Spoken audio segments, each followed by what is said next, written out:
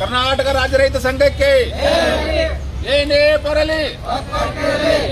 ಬರಲಿ ಎಲ್ಲಿಯವರೆಗೆ ಹೋರಾಟ, ಎಲ್ಲಿಯವರೆಗೆ ಹೋರಾಟ. ಜೈ ಜವಾನ್, ಜೈ ಜವಾನ್. ದಿವಸ ಸರ್ ನಾವು ಇಲ್ಲಿ ಮಾನ್ಯ ಫಾರೆಸ್ಟ್ ಅಧಿಕಾರಿಗಳಿಗೆ ಮನವಿ ಕೊಡಕ್ಕೆ ಬಂದೆವು. ಆ ಮನವಿ ಏನಪ್ಪಾ ಅಂತಂದ್ರೆ 1969ರಲ್ಲಿ ಮೈಸೂರು ಸರ್ಕಾರ ಇದ್ದಾಗ ನಮಗೆ 1020 ಎಕರೆ ಜಮೀನ ಮಲಪ್ರಭಾ ಮುಳುಗಡೆ ಪ್ರದೇಶ ಆದಂಥ ರೈತರಿಗೆ ಹಂಚಿಕೆ ಮಾಡೋ ಸಂಬಂಧ ಮೀಸಲಿಟ್ಕಸ್ ಕೊಟ್ಟಿದ್ರು. ಆ 1020 ಎಕರೆ ಜಮೀನದಾಗ 1977-78ರಲ್ಲಿ 250 ಎಕರೆ ಜಮೀನ ರೈತರಿಗೆ ಹಂಚಿಕೆ ಮಾಡಿದ್ದಾರೆ.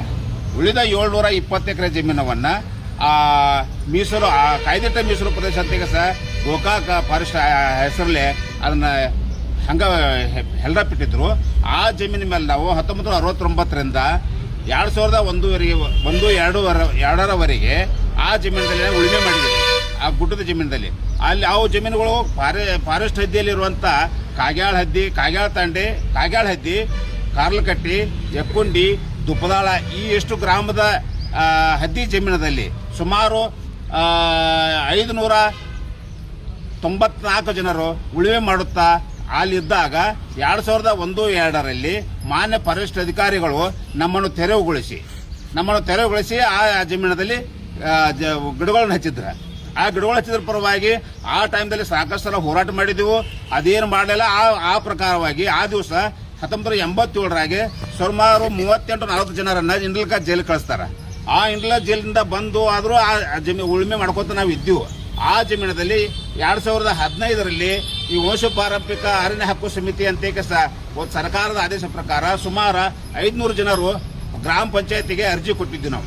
ಆ ಅರ್ಜಿಯನ್ನು ವಿಲೇವಾರಿ ಮಾಡದೆ ಎಸಿ ಮಟ್ಟದಲ್ಲಿ ಹೋಗಿ ಸ್ಟಾಪ್ ಉಳೋದ ಪೆಂಡಿಂಗ್ ಉಳಿತದ. ಆ ನಂತರ 2018ರಲ್ಲಿ ಗಿಣ್ಕೋ ಎಂಬ ಕಂಪನಿಗೆ ಆ ಜಮೀನನ್ನು ಕೊಟ್ಟಾರ.